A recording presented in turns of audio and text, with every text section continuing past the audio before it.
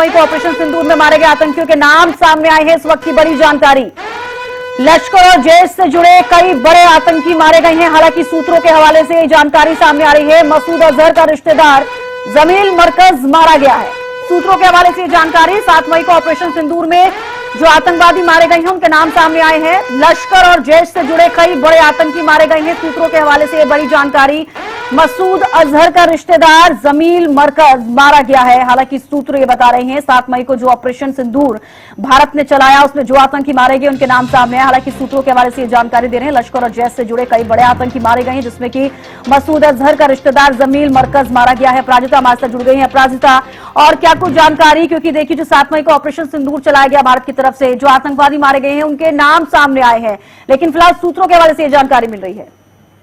आप बिल्कुल देखिए, जिस तरीके से 7 मई को जो इंडियन स्ट्राइक किए गए थे उसमें 5 बड़े आतंकवादियों के जिस तरीके से नाम जारी किए गए। हालांकि सूत्र के हवाले से बड़ी जानकारी सामने आ रही है। सबसे पहला नाम मुदस्सर खादियान, यानी उसे और भी मुदस्सर के नाम से कहा जाता था या फिर अबू जुंदल के नाम से कहा जाता था। लश्कर-ए-तैयबा से वो एफिलिएटेड था।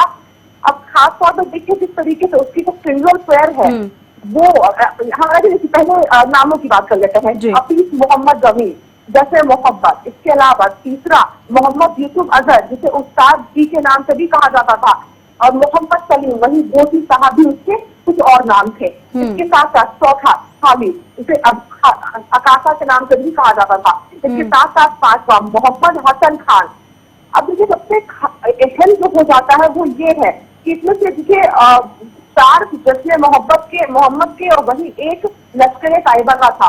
मतलब जिस तरीके से गार्ड ऑफ ऑनर दिया जा रहा है, यानी कि उनकी फ्यूनरल है, वो किस तरीके से गार्ड ऑफ ऑनर दिया जा रहा है, ये कहीं ना कहीं खुद में सिद्ध करता है कि किस तरीके से जो टेररिज्म है और जो मिलिट्री की जो सरकार है वो एक साथ चलती है। क्योंकि जिस तरीके से सिंदूर में प्रेसिडेंट आते हैं, गार्ड ऑफ ऑनर दिया जाता है, ये कहीं ना कहीं खुद में सिद्ध करता है कि किस तरीके से पाकिस्तान की जो सरकार है और जो टेररिज्म है वो एक साथ चलती है। हालांकि एक बहुत बड़ी, जिस तरीके से हम कह सकते हैं कि एक बहुत बड़ी उपलब्धि है इंडिया के लिए, इनमें से जो 5 लोग है वो कहीं ना कहीं टेररिस्ट अटैक में जुड़े हुए हैं, उन हाईजैक में जुड़े हुए हैं जो इंडिया के खिलाफ किया गया था। ये बहुत बड़ी उपलब्धि इंडिया के लिए। इसके साथ साथ देखिए, यानी इंडिया का जो हालांकि इससे पहले भी कुछ पहले हम जिक्र कर रहे थे कि जब बात आती है ऑपरेशन सिंदूर की, जब बात आती है लगातार इंडिया जो स्ट्राइक कर रहे हैं, यानी जवाबी कार्रवाई जिस तरीके से इंडिया कर रही है, तो केवल उसका मकसद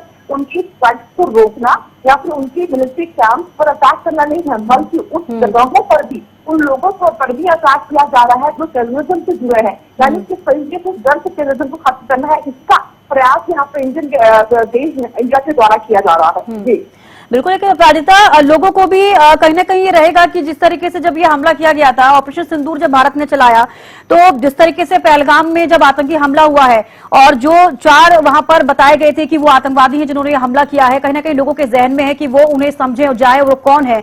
लेकिन अब जिस तरीके से ऑपरेशन सिंदूर चलाया गया और ये जब बताया गया कि इतने आतंकवादी यहाँ पर मारे गए हैं, अगर उनके नाम सामने आए हैं, फिलहाल सूत्रों के हवाले से हम ये जानकारी दे रहे हैं, लेकिन भारत का एक नागरिक ये जानना जरूर चाहता होगा कि वो आतंकवादी कौन है जिनको मारा गया है, क्योंकि ये भी बेहद जरूरी हो जाता है लोगों के लिए समझना कि आखिरकार वो कौन है। लेकिन जिस तरीके से मसूद अजहर का जिक्र कर रहे हैं, जब ये खबर सामने आई थी कि उनके परिवार में से कोई नहीं बचा है, मुझे भी भगवान उठा लेता, इस तरीके की उसके मुंह से ये बातें कही गई थी। फिलहाल अभी बताया जा रहा है कि जमील मरकज का जिक्र कर रहे हैं, ये भी उनका रिश्तेदार है, जो ये मसूद अजहर का जिक्र कर रहे हैं कि वो भी मारा गया है। हालांकि सूत्रों के हवाले से जानकारी मिल रही है। प्राजिता, आप बिल्कुल देखिए जिस तरीके से, हालांकि जो उनकी ख्वाहिश है, यानी मसूद अजहर की जो ख्वाहिश है वो भी जल्द पूरी की जाएगी। जिस तरीके से बिलखता वो नजर आया था और कहा था कि काश मैं भी मर जाता, तो हालांकि उस ख्वाहिश को उसकी जरूर पूरी की जाएगी। मगर बिल्कुल इससे पहले जिस तरीके से जो ऑपरेशन सिंदूर किया गया था 9 ठिकानों पर, जिस तरीके से नशनाबूद किया गया था, उसमें 10 उसके परिवार के लोग के 4 उसके करीबी थे। वहीं अभी यानी हफीज मोहम्मद जमील की अगर बात करते हैं तो वो ब्रदर इन लॉ कहते हैं, ब्रदर इन लॉ है वो मौलाना मसूद अजहर का। इसके साथ साथ देखिए जिस तरीके से लगातार उनके परिवार के लोगों की जब मृत्यु हो रही है, तो कहीं ना कहीं जिस तरीके से खून का खेल वो आज तक खेलता हुआ नजर आया था दूसरों के मृत्यु पर, दूसरों को चोट पहुंचाने के बाद जिस तरीके से वो खुशी मनाता हुआ नजर आता था, अब कहीं ना कहीं उसे महसूस होगा कि उसका परिणाम क्या होता है और अब क्या महसूस होता है। इसके साथ साथ देखिए जितने भी जो 5 नाम जारी किए गए, हालांकि सूत्रों के हवाले से ये नाम जारी किए गए हैं, उसमें जितने भी है, सबसे पहले अगर मुदस्सर की हम बात करते हैं, जिसे अबू जिंदल भी कहा जाता था, लश्कर साहिबा से जुड़ा हुआ था, उसके अगर फ्यूनरल की देखिए हम बात करते हैं तो उसका फ्यूनरल गवर्नमेंट स्कूल में जिस तरीके से किया गया, यानी जो प्रेयर होती है वो गवर्नमेंट स्कूल में हुआ है। इसके साथ साथ जो लेफ्टिनेंट जनरल है पाक आर्मी के और आईजी है पाकिस्तान पंजाब पुलिस के, उन्होंने इसकी सेरेमनी अटेंड किया है। तो देखिए खुद से कहीं ना कहीं जिस तरीके से यहाँ पर पाकिस्तान के द्वारा खुद तमाम चीजें कही जा रही है कि किस तरीके से टेररिज्म और पाकिस्तान की जो सरकार है, आर्मी है, मिलिट्री है, वो खुद टेररिज्म से जुड़ी हुई है। इसके साथ साथ देखिए जिस तरीके से अगर बात की जाए बाकी भी टेररिस्ट की बात करते हैं तो इसी तरीके से वो लोग भी जुड़े हुए हैं और उन्हीं की जरूरत में जिस तरीके से लगातार जो आला कमान है वो जा रहे हैं और गार्ड ऑफ ऑनर उन्हें दिया जा रहा है। तो बिल्कुल सवाल उठाता है वहीं पे कि जिस तरीके से यूएन के द्वारा जिस टेररिस्ट को कहा गया कि वो यूएन के द्वारा मोस्ट वांटेड है, उन टेररिस्ट के फ्यूनरल में जाया जा रहा है। तो देखिए किस तरीके से पाकिस्तान की जो रिश्ते हैं टेररिज्म से वो दिखा रहा है। मगर जिस तरीके से इंडियन आर्मी की बात करी जाए, इंडियन सेनाओं की जिस तरीके से बात करते हैं तो सराहनीय काम करिए, यानी कोई कैजुअलिटी नहीं, सिविलियन को कोई चोट नहीं पहुंचाया जाएगा। मगर टेररिस्ट के घर में घुसकर जिस तरीके से उनसे नष्ट किया जा रहा है, एक बहुत बड़ी उपलब्धि है। और साथ ही देखिए केवल इंडिया नहीं बल्कि पाकिस्तान की आम जनता के लिए भी एक बहुत बड़ा हम कह सकते हैं कि जिस तरीके का काम इंडियन आर्मी करती हुई नजर आ रही है, इंडियन नेवी करती हुई नजर आ रही है, इंडियन एयरफोर्स करती हुई नजर आ रही है, काफी सराहनीय काम यहाँ पर किया जा रहा है। चलिए राजा, बेहद शुक्रिया, आप हमारे साथ जुड़िए, तमाम जानकारी आपने दी। लोगों को हम बता रहे हैं कि 7 मई को जो ऑपरेशन सिंदूर चलाया गया उसमें जो आतंकवादी मारे गए हैं उनके नाम सामने आए हैं। हालांकि सूत्रों के हवाले से ये जानकारी सामने आ रही है। रिटायर्ड कर्नल दिनेश नैन रक्षा विशेषज्ञ हैं जो कि हमारे साथ जुड़ गए हैं। बहुत स्वागत है आपका हरियाणा न्यूज पर। दिनेश जी, जिस तरीके से अभी आपने भी देखा है कि आप 7 मई को हम जो जिक्र कर रहे हैं, सिंदूर ऑपरेशन जो चला था उसमें जो आतंकवादी मारे गए उनके नाम सामने आए। हालांकि जो खबर हम दे रहे हैं वो सूत्रों के हवाले से फिलहाल हमारे सामने आई है। मसूद अजहर का मैं जिक्र करना चाहूंगी। जब ये ऑपरेशन चला तो उस वक्त मसूद अजहर ये कहता हुआ नजर आया, रोता बिलखता हुआ नजर आया कि काश मेरा परिवार अगर गया है तो मुझे भी ऊपर वाला उठा लेता, अल्लाह मुझे भी उठा लेता। हो सकता है शायद उसकी ये मुराद पूरी हो जाए, लेकिन जिस तरीके से नाम सामने आया कि उसके रिश्तेदार भी शामिल है इसमें, क्या कहना चाहेंगे आप इसको लेकर? देखिए, भावलपुर के अंदर मसूद अजहर का जैश-ए-मोहम्मद का 1990 से इसने वहाँ पे कैंप चलाया हुआ था जी, और ये इनको अल्लाह की सेना के नाम से पुकारते थे। मरकज ए सुभान अल्लाह करके इन्होंने नाम दिया हुआ था इसको मदरसे का। और जिस प्रकार से 7 को हम लोगों ने इन पे अटैक किया और इसको न्यूट्रलाइज किया है, तो इसमें काफी बड़े बड़े नाम जो थे, बड़े बड़े इसके दाहिना हाथ या बायां हाथ जो कह लीजिए, वो सबके सब न्यूट्रलाइज हुए हैं। लेकिन ये कह देना कि इससे टेररिज्म खत्म हो जाएगा, मैं समझता हूँ कि ठीक नहीं होगा। क्योंकि हमारा जो ऑपरेशन सिंदूर है, ऑप सिंदूर जो है, ये अभी पूरा नहीं हुआ है। हम लोगों ने 21 के करीब इनके टारगेट जो है वो लॉक किए हैं। उनमें से अभी जो एक्शन हुआ है वो मात्र 9 पे किया गया है, बाकियों पे एक्शन होना बाकी है जी। और रही बात इनके जो आका हैं या फिर इनके जो लीडरान हैं, चाहे वो हाफिज शहीद हो, उसका बेटा तलहा शहीद है, या फिर उसका राइट हैंड मैन अब्बू मूसा है, सनउल्लाह है हजमुल मुजाहिदीन का, और मसूद अजहर हिमसेल्फ जो है, इन सब का अभी इनका पापों का घड़ा जो भरा हुआ है, इनका रिजल्ट देना अभी बाकी है। बिल्कुल। परंतु सबसे बड़ी समस्या क्या नजर आई है अभी, वो ये है कि ये लोग जो सिर्फ सर्वेंट्स हैं ISI और जो जनरल आसिफ मुनीर अब चीफ है ऐसे जनरलों के जी। ये जो मुहिम है ये बेसिकली सेना की तरफ से चलाई गई है।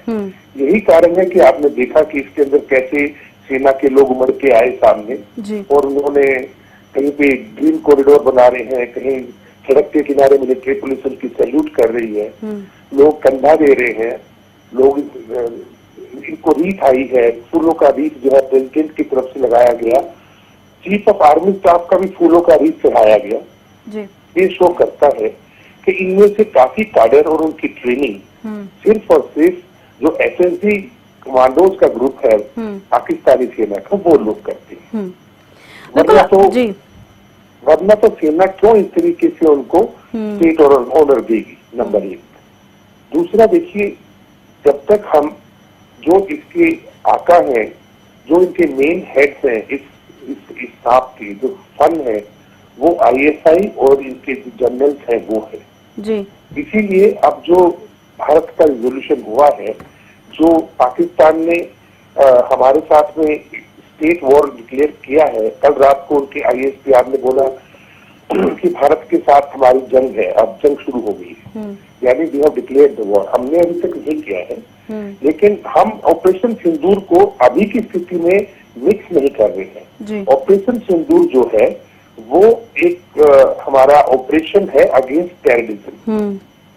और जहां तक सवाल पाकिस्तान का हरकतें करने का है, हमारे स्टेट के ऊपर या हमारी इंटरनेशनल बाउंड्री या लाइन ऑफ कंट्रोल के इधर आके हमारे लोगों पे अटैक करना या मिलिट्री इंस्टॉलेशन पे अटैक करना, ये है declaration of war against state. ये एक अलग चीज है। अगर हम आज जो पाकिस्तान से जो हमारी लड़ाई चल रही है, ये हम इसके अंजाम पर भी पहुंचाएंगे, उसके बावजूद भी ऑपरेशन सिंदूर तभी खत्म होगा जब इन सब टेररिस्ट को हम जमीन दोष कर देंगे। और ये बहुत जरूरी भी है जमींदोज करना, क्योंकि बार बार जिस तरीके से पाकिस्तान की नापाक हरकत होती है, अब तो शायद भारत इसको बर्दाश्त ही नहीं कर पाएगा। और अब जब बर्दाश्त से बाहर हुआ तब जाके ये ऑपरेशन सिंदूर चला है, पहलगाम में जो आतंकी हमला हुआ। लेकिन मेरा एक सवाल ये भी आपसे रहेगा कि क्या आप समझ पा रहे हैं इसको लेकर कि पाकिस्तान जिस तरीके से नापाक हरकत कर रहा है, जो जो टारगेट उसने भारत में रखे कि यहाँ पर वो मिसाइल्स ड्रोन को भेजेगा, मिसाइल्स यहाँ पर दागेगा, कुछ तो कर नहीं पाया पाकिस्तान अभी तक। और जिस तरीके से मिसलीड किया जा रहा है पाकिस्तान की तरफ से, जो प्रोपेगेंडा चला रहा है पाकिस्तान, आप इसको लेकर क्या कहेंगे? एक सबसे बड़ा सवाल ये बना हुआ है कि अगर आप कुछ कर नहीं पा रहे हैं इस जंग में, तो आप झूठ के बयान पर क्या कुछ कर रहे हैं, वो भी सब देख रहे हैं। ये प्रोपेगेंडा, झूठ फैलाना, ये पाकिस्तानियों की फितरत है जी, चाहे लड़ाई हो या ना हो। और लड़ाई में तो खासकर ये प्रोपेगेंडा वॉरफेयर, इंफॉर्मेशन और डिस इंफॉर्मेशन वॉरफेयर चलेगा ही चलेगा। लेकिन जहां तक सवाल है पाकिस्तान की कैपेबिलिटीज का, वो इंडियन आर्म फोर्सेस अच्छी तरह से जानती हैं कि इनमें कितना दम है। ये चीन के जो है, जो सामान है चीन का, चाहे वो इनके रडार्स हैं, एयर डिफेंस सिस्टम HQ-9 है, JF-15 इनके फाइटर एयरक्राफ्ट या J-10C फाइटर एयरक्राफ्ट हैं, वो सब के सब पिछले 3 दिनों में फुस हो गए हैं। बल्कि देखा जाए तो चाइना की जो मिलिट्री इंडस्ट्रियल कॉम्प्लेक्स है उनका, और जिसके सहारे वो लोगों को ये सामान बेच रहे थे बाहर, अब उस पर बहुत बड़ा बुरा असर पड़ेगा। लोग इनके हथियारों को बिल्कुल भी नहीं खरीदने वाले। पाकिस्तान के पास में कुछ बचे खुचे कुछ अमेरिका के F-16 हैं, उनमें से आधे खराब हैं, पर वो F-16 भी देखिए जोधपुर के जैसलमेर के अंदर कल रात को, परसों रात को एक F-16 उड़ा दिया गया हमारे एयर डिफेंस सिस्टम द्वारा। उससे अमेरिका भी बहुत पाकिस्तान से नाराज है, क्योंकि F-16 पाकिस्तान का सबसे ज्यादा बिकने वाला जहाज है दूसरे देशों के लिए।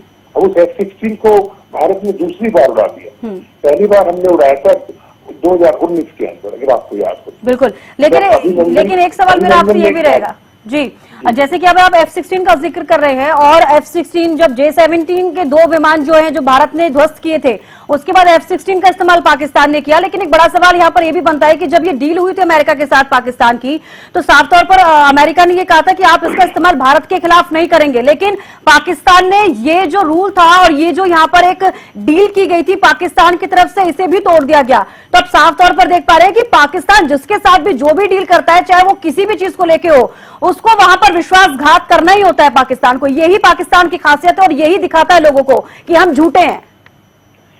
देखिए, इस बाबत कल रात जो है secretary of state America micro Rubio ने जो है जनरल असीम मुनीर से बात की है जी, और हमें पूरा भरोसा है कि उसको फटकार लगी होगी कि ये F-16 पहली बात तो पाकिस्तान, भारत के खिलाफ आप इस्तेमाल नहीं करते, बिल्कुल करने चाहिए, टेररिज्म के खिलाफ के लिए इस्तेमाल के लिए दिए गए थे। और दूसरा, आप इसको डिफेंसिव यूज कर सकते हैं, ऑफेंस के लिए नहीं, अटैक के लिए नहीं कर सकते हैं, जबकि इन्होंने किया बिल्कुल उसका उल्टा। बिल्कुल। तो अब जो है, जो फटकार इनको लगनी थी वो बताएंगे तो ये है नहीं, लगी होगी। और साथ साथ इनको ये भी बोल दिया कि अब रुक तो, जो भी आपने बदतमीजियां की हैं, क्योंकि इनके डीजीएमओ का आज हमारे डीजीएमओ को फोन आया है कि हम पीस की बात करना चाहते हैं जी। तो, लेकिन भारत का स्टैंड या मिट अगर आपको मैं बताना चाहूँ, अपनी इंडियन डिफेंस फोर्सेज का, आपकी सेना का बिल्कुल रुख साफ है कि अब टाइम हमारा रुकने का नहीं, क्योंकि अब ये टाइम है कि इनको वंस फॉर ऑल ये नॉनसेंस जो है, हमारे निहत्थे सिविलियंस को ये मारते हैं, अभी चाहे वो पहलगाम में इन्होंने किया हो, हर हादसा कराया हो, चाहे अभी वो एलओसी के अक्रॉस ये लोग हमारे मंदिरों पे, गुरुद्वारों पे और लोगों को मार रहे हैं। ये टाइम आ गया है, अब भारतीय सेना ने सोच लिया है कि इनको जो है बिल्कुल डीन्यूक्लियराइज करके ही छोड़ेंगे, क्योंकि ये स्टेट जो है ये बहुत ही डिस्टर्ब रोग स्टेट बन चुका है, और इसके ऊपर आगे कोई भी इसको रियायत देना शायद हमें फ्यूचर में हमारा को उसका नुकसान होगा। बिल्कुल, रियायत तो दे भी नहीं जा सकती ना। अब तो जिस तरीके से अब तस्वीरें सामने आ रही है और आगे जो चीजें हो चुकी हैं, उसके बाद रियायत तो पाकिस्तान को बिल्कुल भी नहीं मिल सकती। और पाकिस्तान अगर सोचेगा, अगर खुद उसको सोचना है कि अगर उसको जंग नहीं करनी है तो वो खुद अपने घुटने टेक सकता है, लेकिन भारत अब पीछे नहीं हटेगा, क्योंकि भारत ने कभी ऐसा सोचा नहीं कि वो युद्ध करने की स्थिति में आए। लेकिन अगर पाकिस्तान ये करेगा तो भारत कब तक चुप बैठेगा? मैं देखिए, भारतीय सेना का रेजोल्यूशन बिल्कुल क्लियर है, और मैं मानता हूँ कि हमारी जो हायर पॉलिटिकल जो गवर्नमेंट है, हमारी पॉलिटिकल रेजोल्यूशन भी हमारा बिल्कुल क्लियर है कि इनको हमने कई बार बोला कि आप ना छेड़ें, हम इसको एस्केलेट नहीं करना चाहते, लेकिन इसके बावजूद इन लोगों ने अगर इस तरह की हरकतें की हैं, कायराना हरकतें भी की हैं सिविलियंस के ऊपर अटैक करके, और इनको जो गुमान था चीन के आइटम्स के ऊपर, वो इनका धराशायी हो गया है। बाकी इनके देश में वैसे ही इतनी गुर्बत है, अंदर देश के अंदर 100 समस्याएं चल रही हैं। बलूचिस्तान इनके लिए सिरदर्द है, उधर से खैबर पख्तूनख्वा के लोग जो पश्तून है वो सारे सिरदर्द है। और इस टाइम पे ये सही टाइम है कि इस सेना का जो इमिनेंस है, जो इसका ये हमारे लिए एक तरीके से ये कचरा है, हमेशा के लिए हम इसको खत्म करें। जी, चलिए, बेहद शुक्रिया दिनेश जी, आप हमारे साथ जुड़े और आपने बातचीत की और तमाम दर्शकों को बताया कि क्या फिलहाल पाकिस्तान की स्थिति और क्या चल रहा है पाकिस्तान के अंदर, और भारत के लिए पाकिस्तान क्या सोच रहा है और भारत पाकिस्तान के लिए क्या कर रहा है। तो देखिए, ये जब अटैक हुआ है, ऑपरेशन सिंदूर जब चलाया गया है, तो जो भी आतंकी हमला हुआ उसमें जितने लोग मारे गए, जितने आतंकवादी मारे गए, उनके नाम सामने है। हालांकि सूत्रों के हवाले से ये जानकारी मिल रही है जो हमने आपको बताई है।